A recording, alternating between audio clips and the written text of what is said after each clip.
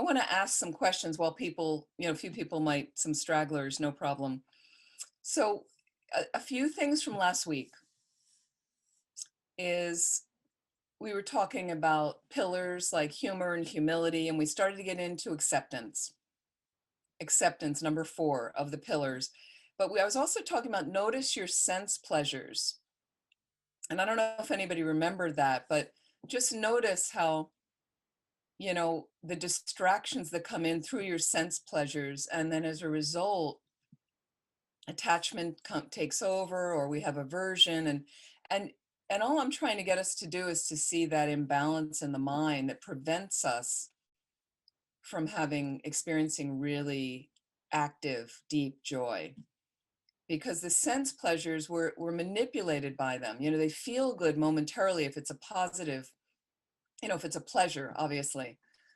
And all these things are coming in our senses. And we've been obviously somewhat limited by being at home, but still at home, there's plenty of things so these things come in, and then we impute and interpret on it. We layer a whole thing. This is my happiness. This is going to, or you have something else. Like I just got a thing in the mail, something where a bill about something. And suddenly I was like, uh-oh, when I saw the outside read, again, through my sense pleasures, through my eye, I read the return address and thought, uh-oh, I thought I already took care of this. And then, so again, it's just a spacious clarity of your mind to show up for whatever, so that I'm not getting so whacked out, so off balance like that. So any comments that people, that anybody noticed? Anything people would like to comment on? Because Mary was first talking to me about as she first came on, about how deepening the Dharma practice was also, have you figured out some ways to add a little bit more to your Dharma practice? Any comments that anybody would like to share?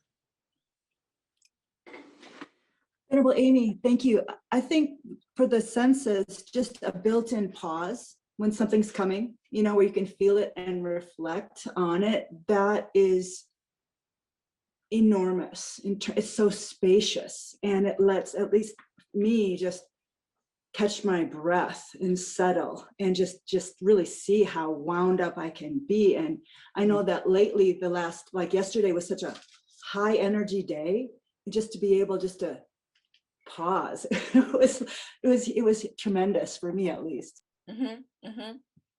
Yeah, it can be so helpful, that of just noting, and just watching the mind run out after oh, I'm so excited to do that. It's okay to have some of the excitement, but then what happens is the excitement often comes loaded with expectation. Like, because this was what we did last year, and it's going to be like that. It was so great last year. And then it doesn't live up to that. And there you are, kind of, or so much expectation loaded on. So what if I can just come to it with being present with it? Here I am. This is exciting. I am looking forward to this. And we'll see how it goes. We'll see how it goes. Everything's impermanent, so it always changes. And I mentioned that when people come on pilgrimage with me, one of the early things I talk to them about in the orientation, like the first night, is to really leave your expectations home. You don't need them, because people are kind of like, I think, they'll say to me later, like, I didn't think Lauda was going to look like that. Or I thought the walk was going to be harder. I thought the walk was going to be easier. I thought, I don't know anybody that really said they thought the walk was going to be harder. It's a hard walk. But they had all these things. Oh, I thought the food was going to be like that. And I thought that the meditations were going to be, so there's always, and I'm just like, well, why did you think that? Especially if they've never been on pilgrimage with me. What was, and then they're like, oh, well, expectation. So it's like, if we can just show up fresh, what is presenting itself to me? Great. I mean, you can be delightfully surprised sometimes, delightfully surprised. And you're not upset. You're not upset by stuff. You're not kind of, I think in last year, maybe it was the spring, it was a little chilly out, but my neighbor, not my neighbor, she's in the next town, a friend of mine here, we're involved in interfaith work, and there was some peace caravan coming through Springfield. It went all over the country. And it was a big thing. It was international, actually. So she wanted me to just have a little 15-minute Buddhist thing. I think it's on my website under the blog. I think there's a thing of me giving the 5 minutes. But, 5 minutes of a bazillion people all over the world doing 5 minutes. That's not, and there was filming, they were filming you, and there was integration with the internet. Okay, no problem. So I've done stuff like that before, and I always know that you have to go. And we were sitting in her backyard, everybody distanced, and there's like native elders there, and there's different priests, and I knew it was going to take a long time, like those things always do, till the camera guy gets. And I was like, okay, I'll meet some people. They were really nice people, and basically the whole thing was a couple of hours, which is kind of what I thought. I was thinking it could be longer, and then we finished, and then I did my thing, and then we finished, and there was this prayer circle, and she was really upset. She was just like, I can't believe how long, and I'm sorry, and she was upset, like it disturbed me, and she was apologizing to other people. I'm so sorry you were here so long, and I said, I'm here exactly the time I thought I was going to be here. Like I'm not having a problem. So again, you're calmer, and then I kind of said to her that you don't need to apologize to anybody. There's nothing to apologize for. We agreed. We know it's complicated. The internet kept going out, and I don't think anybody's having a problem. So again, we impute there's a hysteria on something. There's no hysteria. Some people really have this alarm, and it's, oh my gosh, and we all have to kind of respond. So again, I've been really careful from living in community at retreat centers. I learned a long time ago, I don't need to get involved in someone else's emergency. I mean, you look at what you need to take care of calmly, as calmly as you can. And often, we have different views of what emergency is. Emergency to me is like blood spurting out of somebody's aorta uncontrollably. That's an emergency, right? But some people's emergencies are, they forgot to get the milk or something. I don't know. I don't really see that as an emergency. So, I mean, it depends what's happening. But so again, you want to bring the ground with you, and it helps people relax like that. Okay. So I think, so let's let's check our motivation. Check our motivation. And we're going to do a meditation, again, to a little bit for us bring up humility, which was one of the pillars. And we've already talked about perspective, humility, and humor. And we started talking about acceptance, number 4 of the pillars, of the 8 pillars. And I'd like to also bring us back of how we connect more with humility, which is so important on the planet in general and in your life. Like that, we're attracted to humble people. Again, all those things about how wisdom gathers in the low places. So something very related to perspective as well with humility. And we're going to do a different kind of meditation on precious human rebirth. So we looked at that a bit last week differently, and this is a little bit more traditional way to meditate on it. So slowly find a good position and lightly close your eyes.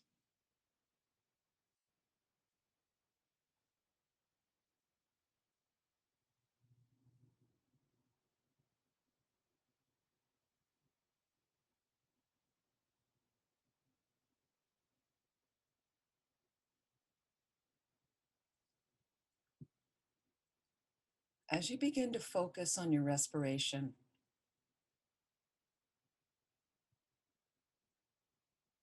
check your body from the top of your head down through your feet and toes. Just noticing any places you're holding tension in the body.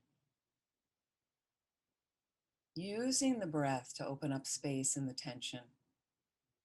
Every inhalation, opening. Every exhalation, releasing. Just bringing yourself to as relaxed a place as possible.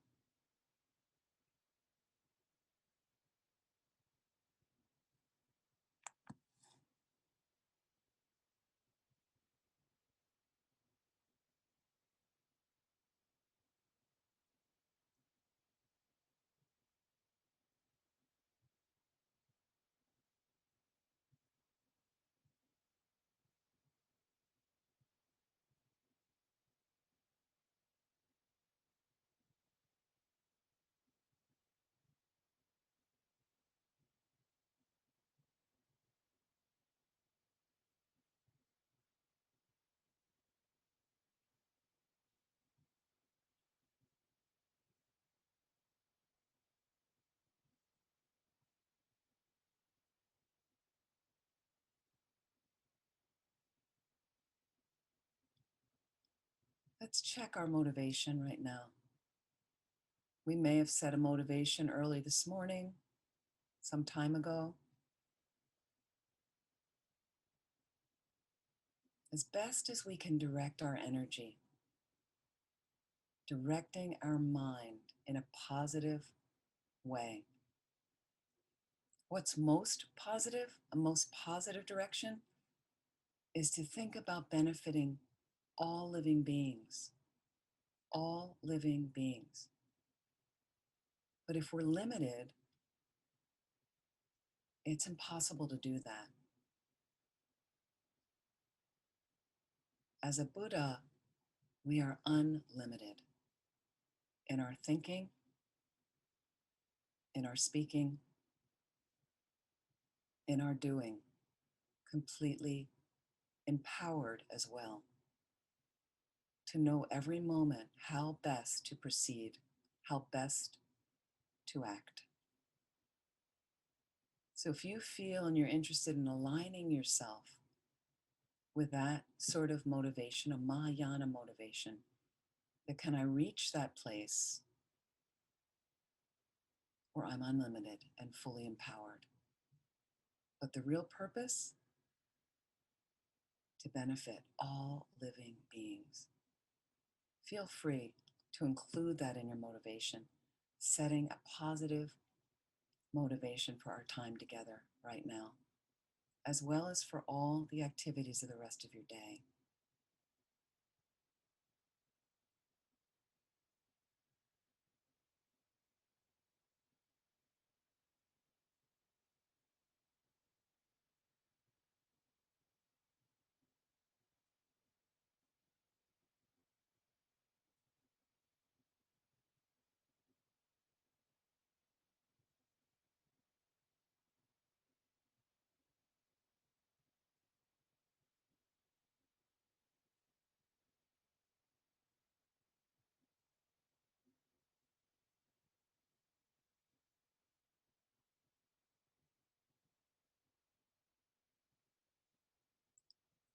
And I'd like you to imagine right now,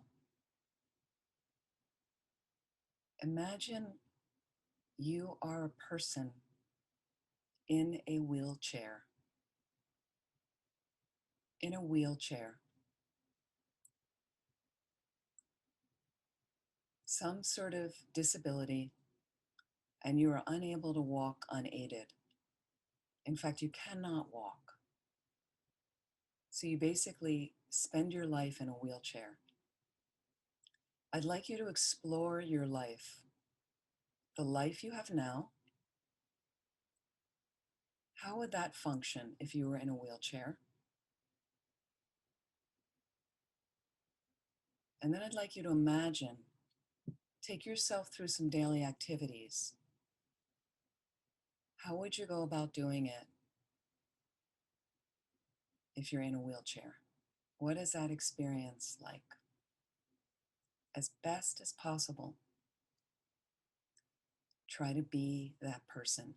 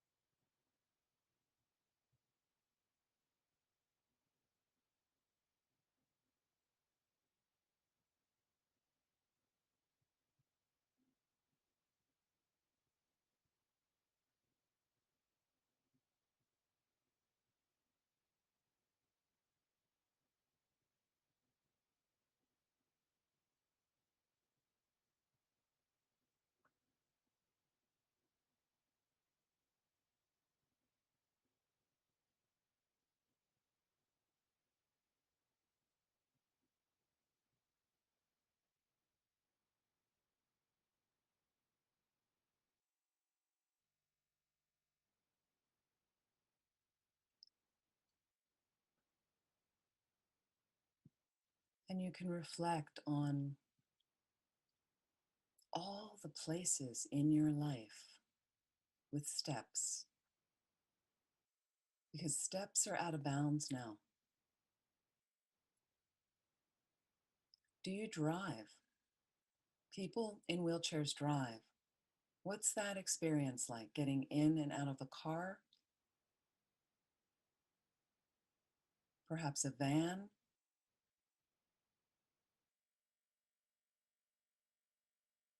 Who helps you? Do you have help? What's it like washing yourself? Just explore as much as you can imagine.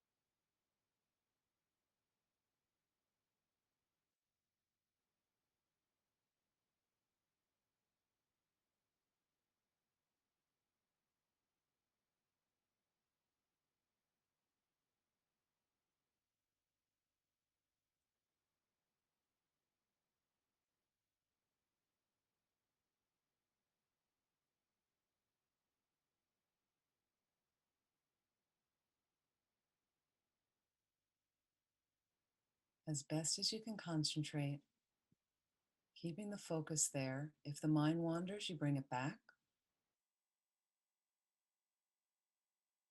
And if you ever have a moment in the meditation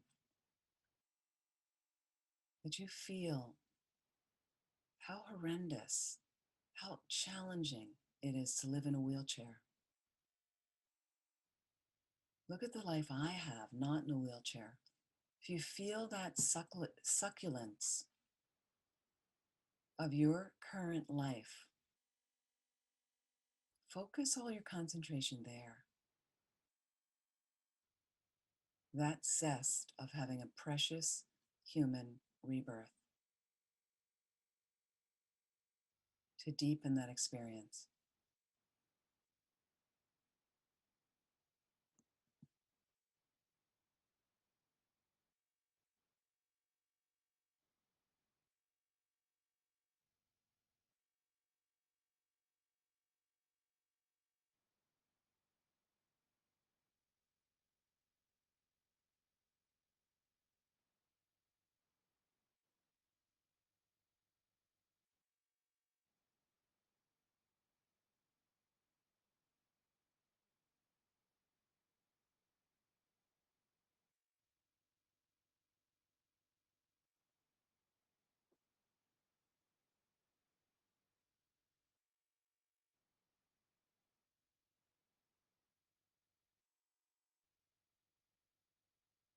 And what happens if you're mixing with other people? You're at a party,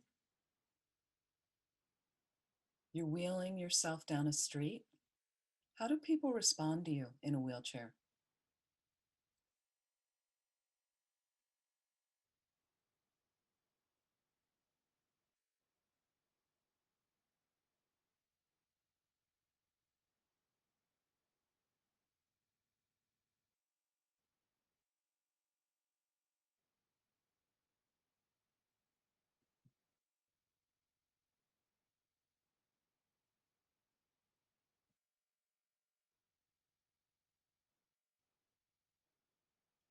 So return to your current life.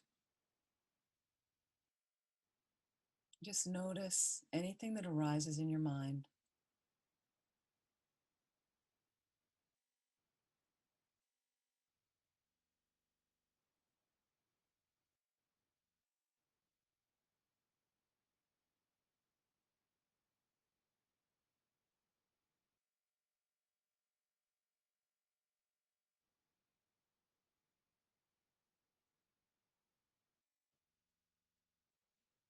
Please relax and slowly open your eyes.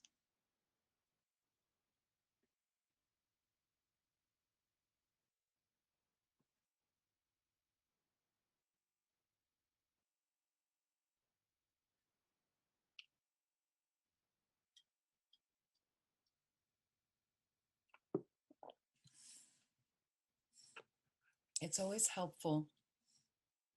I find the early part of the Lam Rim, precious human rebirth. These meditations, there's 18 situations, as you know, as some of you know, that you explore in meditation.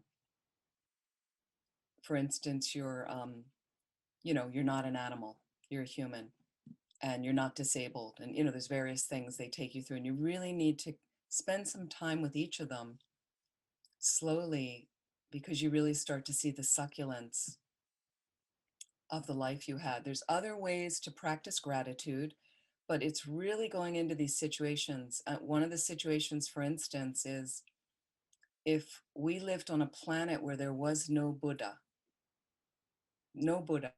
Just imagine for a moment, like I would not be a Buddhist nun. We wouldn't be having this class because there'd be no Tupta Norbaling hosting it. Like none of that would exist. No Buddhist books, no Dalai Lama like that. I mean, he may exist, but he wouldn't be a Buddhist monk like that. So you take away we just take it for granted. We take so much for granted in our lives, right? So precious human rebirth really counters that, helping us to appreciate deep gratitude, okay? But it's also a counter for anxiety and depression, because you realize how incredibly good you have it. How incredibly good, right? And I don't know all of your stories, but the fact that you're just here and means you have electricity and internet, and you have shelter, and you probably have food and clothes and like that, which so many don't have. So you appreciate on a daily basis, you can really appreciate that. So it's hard to stay depressed. And depression is just another negative imprint in the mind. So again, that's an antidote. I often tell people when they tell me they're depressed a lot and crying, but they have to do the meditation, and you have to do it over and over, over and over, and you find which of those 18 situations, a few of them are going to pop out for you where they really penetrate more for you, like that. So you stay with those long, you do those longer, slowly, and it lifts the mind up. It lifts the mind up. But the other thing is when you're meditating on a disabled person, you're imagining somebody with a really unfortunate life like that, the humility, realizing, wow, you know, and the thing is, it's all very fleeting. It's all very fleeting. So that could be me. Really could be me on some level. It could happen, or it could happen to me next life. Could happen to me next life. So it's really valuable, those things, to create that humble space in the mind, so that when good things happen to us, we're not so full of ourselves, and we can celebrate and enjoy. There's no problem with that at all. Absolutely. But we're still, again, on earth. Humility, all of it coming from the earth, from the soil. I'm still grounded, still able to look around and see who needs help. Who can I help? Who can I help? So that spaciousness, the bodhicitta motivation stays there, is always there in the background, like that. And I know right now, and I've heard a couple neighbors, they're all excited in the vaccine, and they got their vaccine, and it's so great in the States. Well, Europe's having a terrible time right now with COVID. We were the worst, of course, but Europe right now, they don't have, they're worried about the vaccine they have in Europe. They don't have all of our vaccines. They have their own, and there's problems with it. It's got less of an efficacy rate. And now there's surges. Italy's locking down again. And my sister's locked down in England. She's like, we can't, it's depressing. People are tired. They're tired of it. So again, I'm not going to gloat like, oh, we are great and our numbers are going down. It's like this is still going on. It's not going to end right away. And I really feel for them. My friends in France and Germany and Spain and Italy are struggling right now, and in England, they're struggling. Um, so again, it brings me back down to earth. Like, can't overly gloat like that. So let's look a little bit more at acceptance.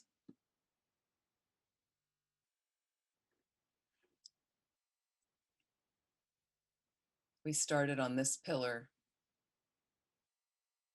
last week. And I mentioned, just as a brief review, again, Master Shanti Deva's famous quote, about why be unhappy, as Holiness always says, why be unhappy about something if it can be remedied? And what's the use of being unhappy if it cannot be remedied? So I did ask last week, how do you roll with things? Because that's about rolling with stuff. I'm looking at something, there's a problem, there's a situation, I get this bill, whatever, no big deal, but I get it. And what am I going to do? I'm like, well, I need to open it. I need to see what's going on. I take it back to my file where last year's bill was, and I look at it. And you know what? It's fine. It's fine. I was prepared to pay it. It hasn't gone up that much. It's fine. Period. That's it. So, I was like, okay, need to deal with it. I thought I already paid it. I thought it was done. No, this is the second one. I forgot about that. Okay. I look at it. Okay. Deal with it. And it's done. Over. My mind's finished with it now. No residual in there the rest of the day. Now that's kind of mundane like that. But there's bigger things that get tweaked. So any comments? I'm just curious. How do you roll with stuff? Did you look at anything this week? Or you can look at it this next week.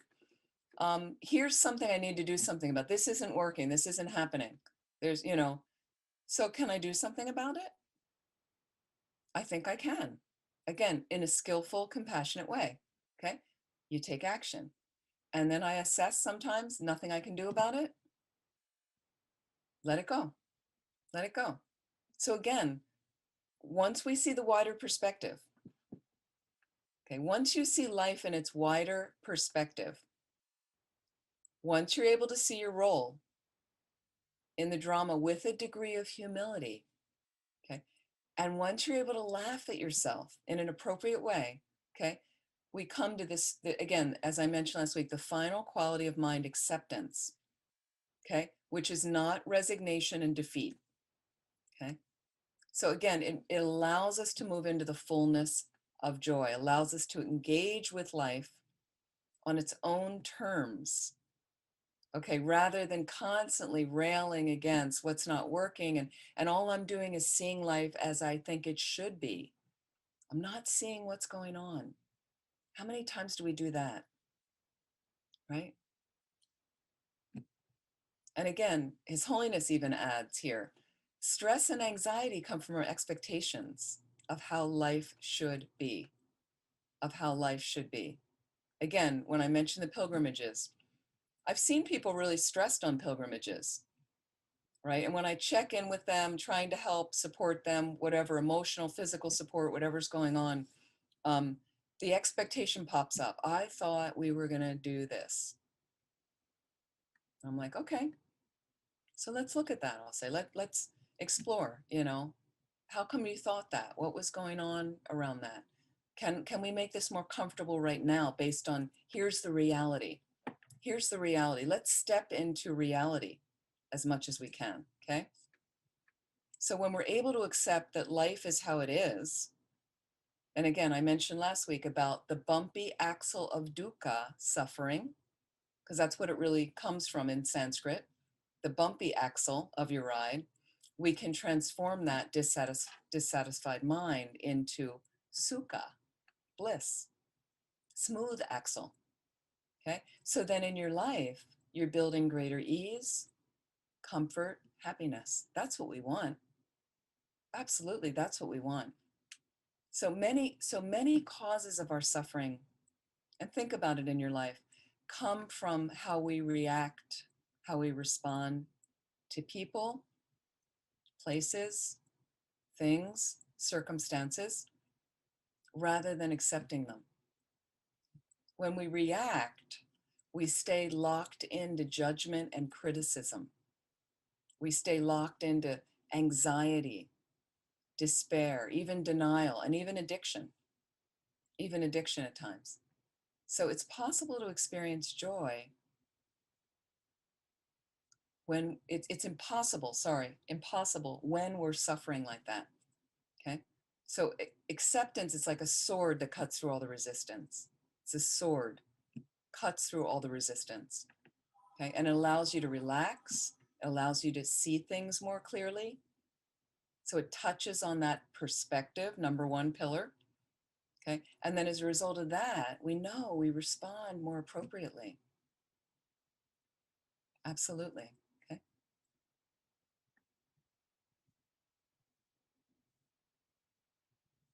Okay. So a few additional things I want to add. This is from His Holiness, and from some psychologists in some dialogue about happy people, okay, generally are found to be not only more sociable, okay, not only more creative, okay, but they're flexible. They're more flexible. Think about it. They're also able to tolerate life's daily frustrations more easily than unhappy people. And we know people like this. We know people that are constantly butting up against stuff. It's never okay. There's constant complaining. Constant, if I can just fix that external reality, I'll be okay. But they adjust one little thing to make it the way they want it, and then another thing pops up. Because it's in the mind. It's in the mind. So if you're not experiencing that in your mind, and again, and flexibility is so helpful. It's so helpful. We love flexible people. We love flexible people. And I noticed I had an event over a year ago in my life when we could travel. I was someplace else. And there were 4 of us that basically came together for a few days, little holiday. There were just 4 of us. And there were other people that could have been there, that could have joined us in this little, but somehow whatever happened, they didn't come. They weren't able to come. They didn't want to come. They couldn't do it. Okay.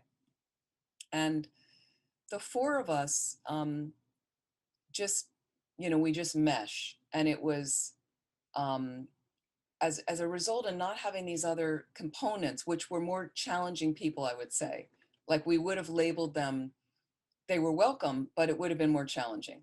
And whatever it was, they didn't turn up. And it was just amazing how we just kind of, we went for one really, really long walk one day, like a few hours walk, whatever. But whatever it was, whoever was leading, who had the directions, got us completely lost. I mean, we were in the woods. We were like, what, where are we? And, it's also winter, so the sun's going to set early and we need to, but it was not only that, there was about, I'm going to guess, roughly this much of mud on the ground that we were walking through. So we're glomping through like a mire, like it was just, nothing we expected. And, and we're just clomping along. And then occasionally one of us, like one day, at one point I went up and I said, well, let me see what's around this bend, up on the road. I'll go on ahead and just check if the mud continues, and I'd go up and I come back and they were like, well, all eager. And I said, it's just another long slog of mud. And we were like, okay, well, what are we going to do? Here we're in it, and we'll just keep moving. And off we went. So each little turning point, we ended up finally, we were really hungry by the time we got out of the mess. We got out of it, and then there was this vast meadow to cross, like a huge field that we had to go find. And whatever happened is when we got out of the woods, the huge field, this wind came up.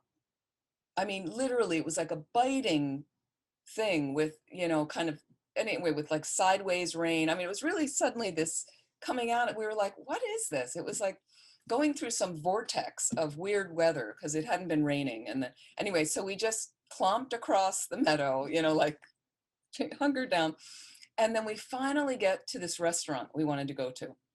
Like we're really hungry, looking forward to a hot meal, maybe a hot bowl of soup, something to warm us up, some drinks. And we go in and they're no longer serving food. We missed it. So again, you know, we just rolled with it. I went up to the thing and I was like, I'm just going to buy some bags of chips. There's all kinds of snacks. I bought a whole bunch of bags of chips and snacks. Somebody else bought drinks for everybody. They were still serving drinks, no problem. We sat down and we warmed up for like an hour, and nobody complained, nobody said anything. We just were like, yeah, that way. And we were laughing about the walk, and so it was so enjoyable. And so there's many ways that, like, when have we contributed to the negativity and been like, well, I don't want to do, I don't want to do this, I don't want to, and I see on pilgrimage, I can see, early on, whose mindset is super positive regardless, and who is going to be a little bit more challenging, where I'm going to spend a little bit more time with them to support them so they might feel more buoyant. It's not going to change their personality, but everybody's a little bit different, and some people need a bit more support. So when are we bringing people down because we're not being flexible? When are we keeping it buoyant because we're still finding joy, we're still enjoying, right? And it's funny now, the four of us, that's become like a new memory for us of like, remember the walk? Like, and we relate to it as it was so fun. It was so fun to go out and have an adventure like that and get lost and not know. And then maybe the sun's going to set and we're hungry, and, so it was totally fine. There's so many incidents where we could roll with it. So have a look this week. How are you rolling with it? What are you not rolling with? Because there are some things that are going to stretch us more. Health issues, for one. It's a big one. Health issues. When there's health issues, you had this thing, they canceled the appointment, so there's times you need to exert, like, but I had the appointment. I remember my father, with his cancer, just, there were times I had to, keep following up for the appointment, keep making sure that they had the message for the doctor in an appropriate way, because it's really, the medical system in the States, it's broken. Nothing's perfect. It's samsara. So on one level, we have one of the best medical systems. We can have it. Okay. I mean, there's some phenomenal medicine practice in the States and phenomenal doctors, no question. Right. But I think they're often very involved in preventative care and kind of curing rather than health. Like, that was my experience with my father. I mean, it was just an odyssey. He had the best doctors and they made mistakes continually. It was just unbelievable how, like, you just had to totally stay on top of it. Like, like saying to one doctor, did you not see page 4 of the report? Oh, he doesn't have that kind of cancer. Oh, sorry. And he's treating him for the wrong kind of cancer, which would have made him really sick. So so there's times you have to exert to stay over, but to say this is important, but with a compassionate heart, with kindness, realizing the doctor's doing his best. The reason that he couldn't read the report is the doctors have to take a ridiculous amount of patients in a day in order to pay their medical malpractice. Right? So it's just absurd what their caseloads are to manage the number of people that they have to see. It's just, I had a friend went to medical school, psychiatrist now, and she comes to some of these classes, and she had said when she was training and they asked her about specializing, whatever, and they said basically most of the professions, medical professions, were she would be seeing, I forget the number of patients she mentioned a day, like 30 some or more. It was staggering. Psychiatry, 8 patients a day. So she said, then I'll do that. That's why she chose it. She said she just couldn't imagine having to see 30 or 40 people in a regular 7-8 hour day or something. So think about your flexibility and tolerating life's daily frustrations. Okay. because with my dad with the cancer, it was very frustrating, the whole process. And then, the next day I just show up again and okay, now I need to call this doctor at that place because they said they had something newer. You just have to keep showing up like that. And again, these people that are more sociable, flexible like that, creative, tolerating life's daily frustrations, they're more loving, and they're more forgiving, which is our next pillar of joy, forgiveness, but they're more forgiving than unhappy people. So the goal is not just to create joy for ourselves, right? Which a lot of people think of, I want to be happy. I want to have the deep meaning and joy in my life, but to be a reservoir of joy. This is from Archbishop Desmond Tutu from the Book of Joy. To be a reservoir of joy, an oasis of peace, a pool of serenity that can ripple out to all those around you. Think of that. Think of being that this week. Think of being that from now on.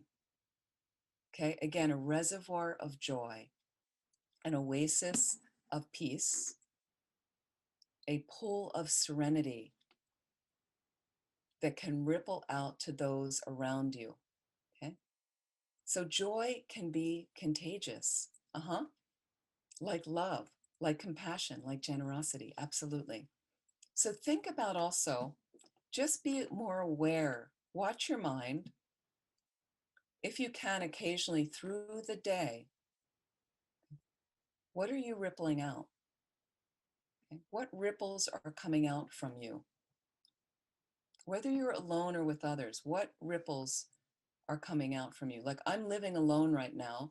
And I did notice this morning, I just noticed quickly, I think I was getting dressed, but I think I had a frown on my face. It wasn't intentional or anything, but I could feel there. And then I went, wait a minute, and, due to my tantric practice, I was like, I'm the deity.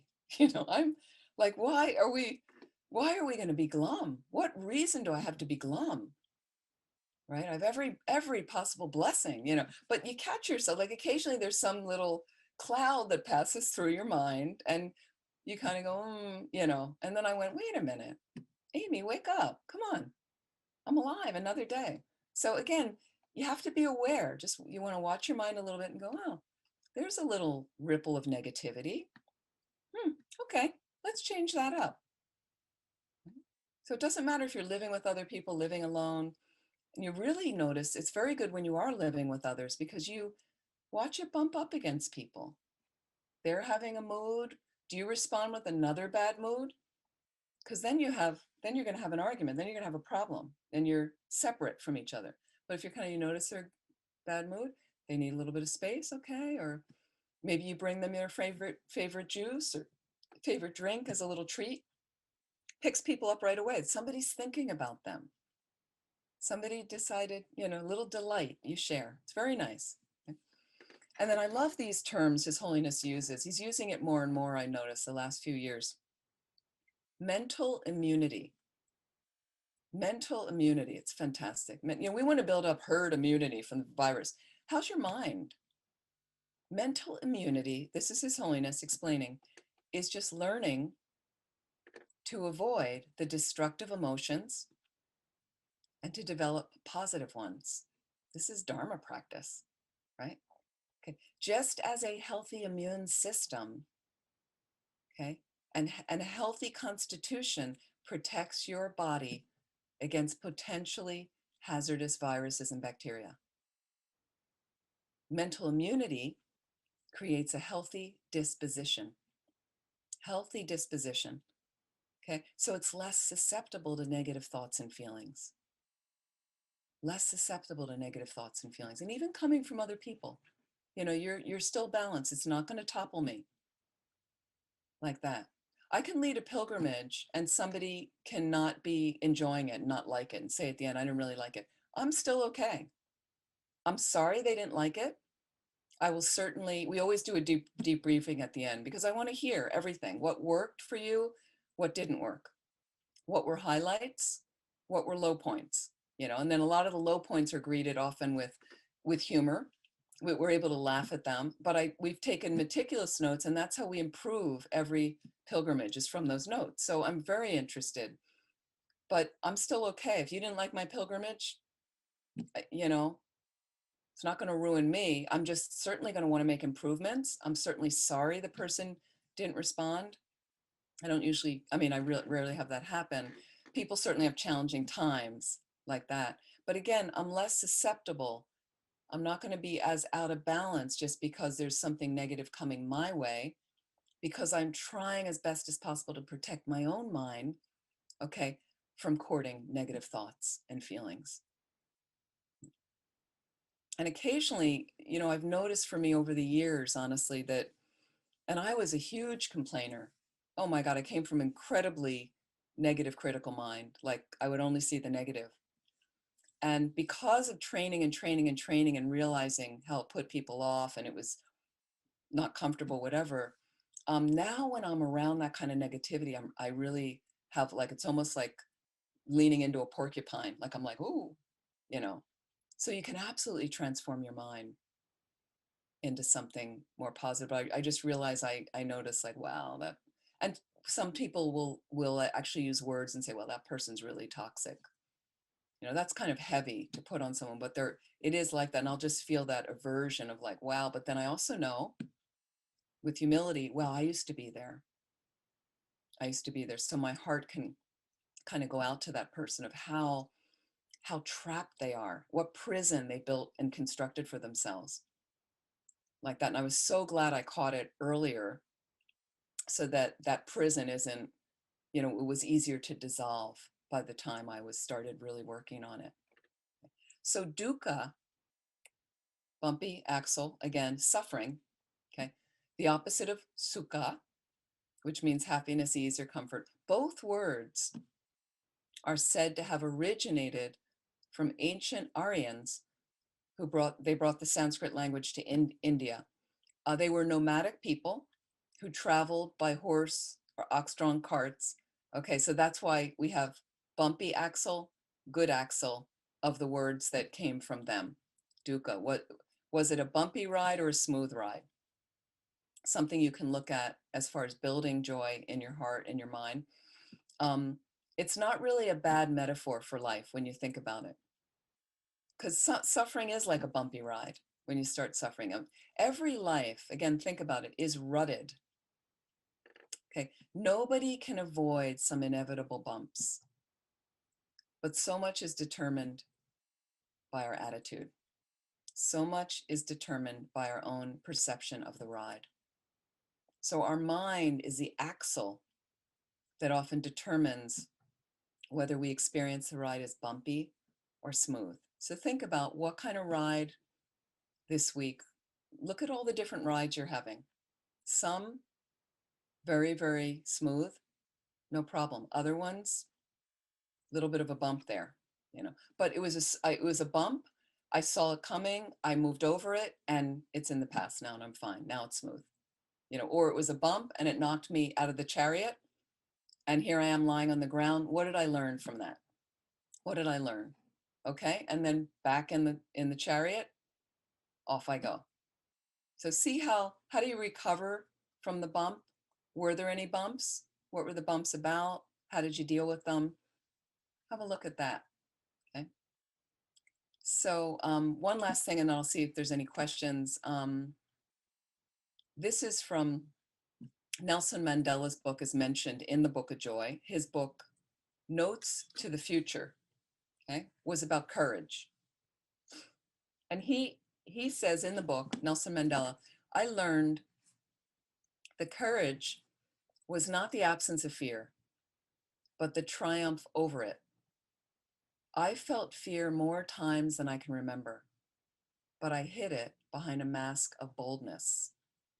The brave man is not he who does not feel afraid, but he who conquers that fear. And Archbishop Desmond Tutu said something very similar. Courage is not the absence of fear, but the ability to act despite it. So the English word courage, from the French word cœur, heart, okay? Courage is indeed the triumph of our heart's love and commitment over our mind's reasonable murmurings to keep us safe. Again, our mind's reasonable murmurings to keep us safe. From primordial days, okay, we have a normal stress reaction built into our mind from those primordial days as hunter-gatherers. We had to protect ourselves because there were large animals that could eat us. And we were living in unprotected shelters and things like that. Okay, so that's a normal response to have a little bit of stress in life. That's what it's about. Okay, but how do I want to deal with that stress? Okay, some people allow it to grow, grow, grow, grow, so their whole life is one hysterical mess. Other people manage, and you see what life throws at you, how it's working, things like that. Make sense? Okay. Let me just see if there's any questions right now. Anything at all, or anything related to what we're talking about.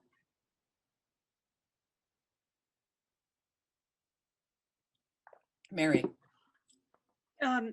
It's not really a question, but it's more of a comment about how profound that meditation was with visualizing ourselves in a wheelchair. One of my dearest friends, he's 65, he's been in a wheelchair because of an accident since he was 28, but he is so inspiring. All of these qualities in the pillars is what he embodies, and he is one of the most positive, productive people I have ever met. He's a master gardener, and he has created his own tools so he can garden from his wheelchair. He teaches gardening lessons to other people. He's very healthy with his diet, and he just takes such good care of himself. And it was so inspiring to hear you because I guess I never did that for myself, visualizing myself as what he goes through every single day. And he has adapted his vehicle so he drives his own pickup truck because all of the gear shifts and everything are there. He is born and raised in New Orleans, and 10 years ago he drove himself and his pets to Florida. He moved to Mount Dora, Florida. And just thank you for that You're meditation. welcome. You're welcome, but it is really effective too, because we never really consider. So all those 18 situations that make up a precious, 8 freedoms and 10 richnesses, they're called, that make up a precious human rebirth, they're very significant. And when you do those meditations over and over again, it doesn't have to take long. It really has a transformative effect on the mind. And not only that, but we start seeing people in a wheelchair differently. They're often not seen. My goodness. We kind of go right by them, or you think you come to a party and there's somebody in a wheelchair and you think they're, there's a lack of intelligence, that they can't talk. It's amazing the different things that come up for people. And so I have a friend that is a deaf interpreter in New Jersey, the next state, but her husband was quadriplegic for years. He passed away now, but he was amazing. He was in Special Olympics and he was really incredible guy. And so she had a party at her house and I went with some of my family and the whole house had been adapted for his wheelchair. So all the counters, the kitchen counters were lower, but like you never think about somebody in a wheelchair comes in to chop vegetables or something and everything's higher and they're like just that alone, that little simple thing. And I mean, how many of us would have to move from our current houses? Yeah, I mean, just think about, it's so nice that we can live where we choose to live and have a vast variety of housing options. People in a wheelchair don't have that option. And you know what I was thinking of? Peggy will appreciate this. She's on the call. In Florida, I teach in Florida and they'll often house me. They're very kind to house me at a student's home and I've stayed in this complex in Florida at times and they have it's just like usually 2 levels, most of the housing, but there's elevators, there's a little elevator, outdoor elevator. And so I pictured myself having to I'd move to a place like that and I pictured myself in my wheelchair getting in the elevator and going down to the first floor and being able to, just everything would have to be adapted like that. And then the people that need to care for you, often you need care, you need extra support and things. So it's really humbling. Thank you for mentioning that. It's really inspiring when you see people rising above, and so inspiring. Anything else? What else is happening?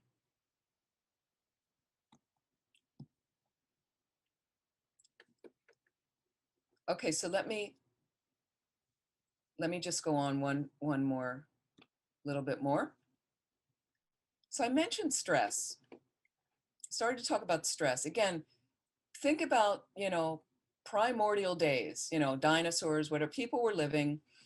And again, to survive, there's going to be a natural built-in our minds, a stress mechanism. Again, the fetus in development in their mother, there's stress that needs to happen for that development to happen. There's, an arm bud develops, the arm buzzer, and they need space, they need room. The fetus is in there kicking around, and that creates that life force that creates it going. So stress again, but look at the harmful effects, the harmful kind of stress, okay, caused by expectations and ambition. His Holiness says, the Dalai Lama, expectations and ambition. Think about your ambition. If you're very ambitious, it provides on one level what can be positive to move you through career paths or building a house or, creating something really positive, a new business. There's some ambition needed of like, I see where we're going to go. I know with centers, when I was running a couple retreat centers, it was interesting. I'd have this vision in my mind of what it was going to look like. And then I was just like, we just need to move. I'm just going to try to move everybody towards that vision. And I'll share the vision with people, but it was so clear in my mind. I'm like, we're just going to keep going in that direction. So there was some ambition behind it to move, but then ambition becomes too much. And suddenly we're motoring over people because I need to accomplish this. I need to do this. I need to get that. So again, His Holiness urges us to be more realistic so we can come to some sense of inner peace now, rather than always chasing after expectations and ambition for the next. Okay. So I'm going to stop there. And I would like to dedicate the merit in closing. And again, I'd really like this week to please think about the ripples you're sending out. How do you roll with things? Notice, what did you do to adjust quickly? Did you adjust? Did you get thrown out of the chariot? What happened with the bump? Was it an old pattern that came up? Just notice those kind of things and how you can introduce calmer, more serene, and again, more realistic approach. What am I not accepting in life? What am I not accepting in life? Okay. Can I learn to better accept that? This is samsara after all. Okay. So let's dedicate in closing. And thank you so much for joining. And thank you so much to Tupta Norbaling and Mary. Thank you so much for supporting. Let's dedicate whatever virtue, merit, positive energy we've created right now from our time together. May it help wake us up to the glory of our precious human rebirths, the incredible jewels of our lives, the blessings of our lives. And can we use those blessings to tune up our Dharma practice a bit, right? And create that path quickly to enlightenment, to reaching that full Buddhahood, that space where we're not only unlimited, but we're fully empowered to benefit all living beings. I'd also like to dedicate to some people that are struggling right now. My friend Oa, who passed away, Peter Kay, and Carol Hansen, who have all passed away recently. We can direct some energy to them, taking a good, precious human rebirth quickly to get enlightened to benefit all. And my friend's daughter, in her 20s, she's really struggling right now with mental imbalances. So I'd like to just dedicate, and all the other beings that need some additional support now? Can we send them loving energy to overcome the problems? Thank you so much. And again, I teach tonight at 7 through March, Shanti Davis Center. It's also on my website. If you want to join, you can hop right in. It's about death, preparing for death. We do some meditations and Lojong, a special Lojong text I'm using, how to transform the mind by understanding death more, like that. And then Mary mentioned there's a lot of things I'm going to be doing for Tutu Norbaling coming up. Thank you so much. Thank you so much, Venerable Amy. Thank you so much for everybody joining us today. Venerable Amy will be teaching 2 more Tuesdays for us in March. And then in April, she'll be teaching on Fridays, Mountain Standard Time from 2 to 3 p.m., coping with anxiety and depression. So we're so fortunate to have her teach for Tim and Norbaling the next couple months. Thank you so much. Lovely to see all of you. Please be well.